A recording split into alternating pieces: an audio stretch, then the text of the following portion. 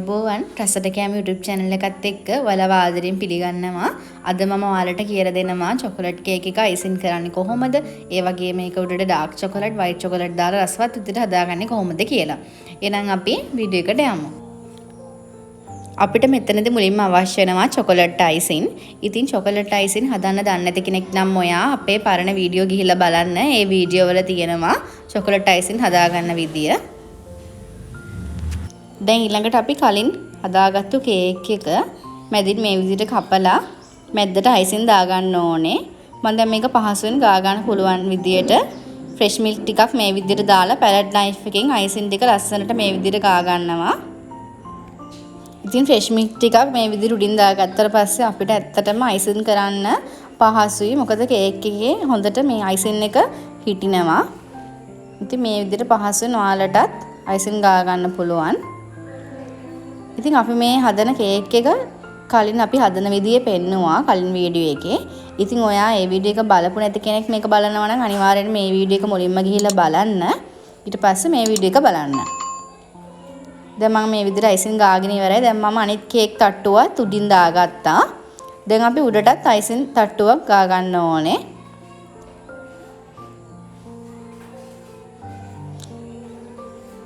දැන් මේ විදිහට වටේට ගිහින් තියෙන ටික මම මේ විදිහට කරගන්නවා. ඊට පස්සේ උඩට අපි අයිසින් ටික දාගන්නවා. උඩට මේ විදිහට ෆ්‍රෙෂ් මිල්ක් චුට්ටක් දාලා පහසුවෙන්ම අයිසින් ගා ගන්න පුළුවන් අපිට. ඉතින් යාළුවනේ අපේ channel එකේ තියෙනවා නිවැරදිව බටර් කේක් එකක් හදන විදිය, ඒ වගේම චොකලට් කේක් හදන විදිය, මාබල් කේක්, රිබන් කේක් මේ වගේ හැම කේක් జాතියක්ම හදන විදිය තියෙනවා. ඉතින් ඔයා මේ වීඩියෝ බලලා නැත්නම් අනිවාර්යෙන් බලන්න. ඒ වගේම වරදින් නැතුව කොහොමද පහසුවෙන්ම අයිසින් කරගන්න කියලා තියෙනවා. ඒවත් ගිහින් බලන්න. ඉතින් අපි දැන් මේක උඩට ඊළඟට ඩාර්ක් චොකලට් දාන්න තමයි යන්නේ. ඉතින් අපි ඩාර්ක් චොකලට් දානකම් අපි හදපු කේක් එක ෆ්‍රිජ් එකේ තියාගමු විනාඩි 10ක් විතර. දැන් අපිට ඩාර්ක් චොකලට් එක හදන්න මේ විදිහට ඩාර්ක් චොකලට් මම කෑලි 3ක් අරන් තියෙනවා. ඒ විදිහේ කෑලි 3කුයි ෆ්‍රෙෂ් මිල්කුයි අපිට අවශ්‍ය වෙනවා. ඩාර්ක් චොකලට් එක මේ විදිහට අපි කපා ගත්තට පස්සේ අපිට ඇත්තටම දිය කරගන්න පහසුයි. දැන් අපි මේ චොකලට් ටික ඩබල් බොයිල් ක්‍රමයට දිය කරගන්න තමයි යන්නේ. ඉතින් අපිට උණු වතුර අවශ්‍ය වෙනවා මේ වැඩේට. අපි මම මේ විදිහට පොඩි භාජනයකට දාගන්නවා. ඊට පස්සේ ලොකු භාජනයකට උණු වතුර දාගන්න ඕනේ. ඊට පස්සේ අපි මේ විදිහට අපි චොකලට් භාජනය උඩින් තියාගන්න ඕනේ. ඊළඟට මම ෆ්‍රෙෂ් මිල්ක් එකතු කරගන්නවා. මේ සෙන්ද ගානේ මේ විදිහට එකතු කර දිය කරගන්න ඕනේ. ඉතින් මේ විදිහට දිය කරගන්න එකට තමයි ඩබල් බොයිල් ක්‍රමය කියලා කියන්නේ. යට තියෙන භාජනයේ රස්නෙට තමයි උඩ තියෙන චොකලට් ටික මේ විදිහට දිය කරගන්න පුළුවන් වෙන්නේ අපිට. මේ විදිහට අපි හොඳින් කලම් කරගන්න ඕනේ. දැන් මම තව ෆ්‍රෙෂ් මිල්ක් මේ සැන්දක් දාගන්නවා. ඉතින් ෆ්‍රෙෂ් මිල්ක් උනත් ගොඩක් වැඩි කරගන්න යන නරකයි. එතකොට නිකන් දියාරු ගතියට වගේ එනවා. එතකොට කේක් එකට දැම්මම ගානට සෙට් වෙලා හිටින්නේ නැහැ. දැන් මම භාජනෙන් ඉවතට ගත්තා. ඉවතට අරගෙනත් මේ විදිහට හොඳින් හැන්දෙන් මේ විදිහට කලම් කරගන්න ඕනේ. ඉතින් යාළුවනේ ඔයාලට ඩාර්ක් චොකලට් නැත්තම් පුළුවන් මිල්ක් චොකලට් ගන්න. ඒ කියන්නේ කඩේ 100ට වගේ තියෙන චොකලට් එකක් තිය කරලා මේ විදිහට දාගන්නත් පුළුවන්.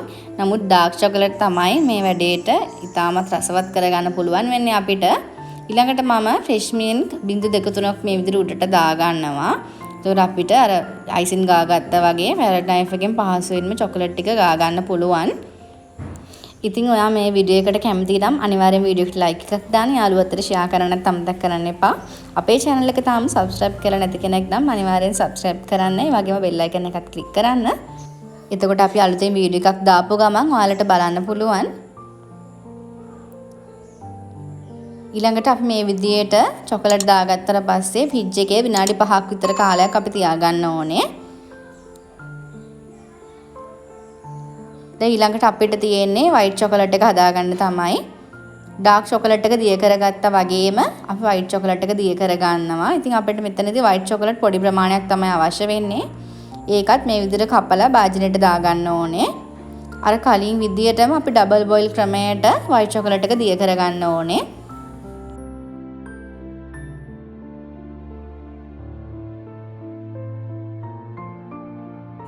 දැන් මම චොකලට් ටික මේ විදිහට දිය කරගත්තා. දැන් ඊළඟට මම මේකට සුදු පාට කලරින් ටිකක් එකතු කරගන්නවා. එතකොට අපිට ලස්සන සුදු පාට ගන්න පුළුවන්. මොකද white chocolate දිය කරාට පස්සේ එන්නේ ටිකක් ලා කහ පාටට උරු ක්‍රීම් පාටක් තමයි. ඉතින් අපිට හොඳ සුදු පාට ගන්න පුළුවන් කලරින් එකක් මේකට එකතු කරාට පස්සේ. දැන් අපි මේ ටික පයිපින් බෑග් එකකට දාගන්න ඕනේ.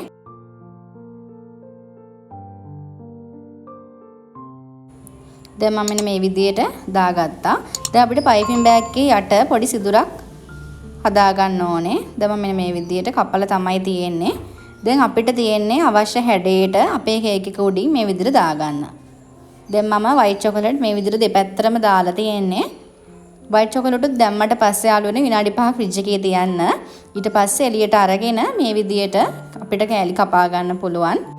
එහෙනම් යාළුවනේ ඔයාලත් අනිවාර්යයෙන් මේ රසවත් chocolate cake එක හදලා try කරන්න. අදට අපි ගිහින් එන්නම්. ඔබට සුබ දවසක්.